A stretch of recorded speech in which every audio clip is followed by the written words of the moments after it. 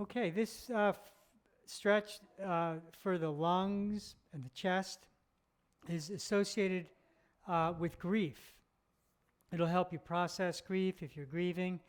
These are good stretches to do to help with that. So it's a resistance stretch. We call it a reverse push-up, and you do it on the mat, and you can do it off your knees, or you can do it off your feet, either way. But the target muscle is the chest and biceps, okay? So I like to have my hands a little wider than my chest, and so what's going to happen is the start position is with your arms long and your on your knees, or you can be on your feet, either way. And then what you do for resistance is you squeeze your arms and hands together. You continue to squeeze together as you go down, and then you relax on the way up. So you want to keep your ribs in your body. You can think of it as tucking your tailbone and squeeze continuously on the way down. Now, you don't have to go all the way down, but you have to resist continuously through the range. Hey, John, maybe show them a couple on your knees, because a lot of people are probably going to be doing them on their knees. Okay, yeah, on your knees. You can put your knees under your hips and do the same thing.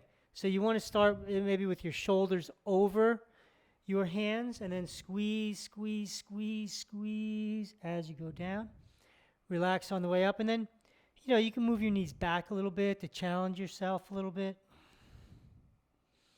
Squeeze, squeeze, squeeze, and that's the resistance.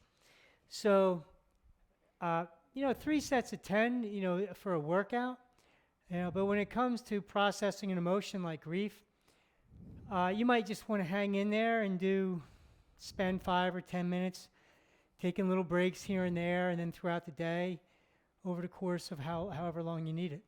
So can you explain to us, John, why it is that stretch would have an impact on grief specifically? Well, people have had experience that way. A lot of this stuff comes from Chinese medicine, but so in Chinese medicine, grief is associated with the lungs. And we have this lung meridian. It's an electrical current that runs the lung meridian. Well, it's one electrical current that runs through the body, and from, let's say, point A up the arm into the bicep, into the lungs, would be the meridian, the electrical current that travels and affects the health of your lungs. And that's associated psychologically with grief? With grief, yep. It'll help you process it if you're struggling with it. Huh. That's interesting. And so, like if a person is in the midst of grief, like maybe there's been a death or something, they could, do this stretch throughout the day or whenever they can manage to do it. Yes. To change that. You can do the stretch as often as you want, as needed. And this meridian, this electrical current, is housed in fascial tissue, and the resistance stretching improves the health of your fascia. And when you're in specific positions and you're stretching specific muscle groups, that you get those organs. And so I think this is a question that comes up a lot for people. Like, how long before they could expect to see a result when it comes to something emotional, psychological? That's kind of hard to judge, right? Yeah, it is. Different people, it'll take different lengths of time. It's a matter of resistance, how many you do, where your attention is, the condition of your body. The condition of your body. Sure. Do you think it would be helpful for people to, keep some sort of a journal after they stretch to see what they're experiencing? Oh, that's been helpful for a lot of people, including me years ago.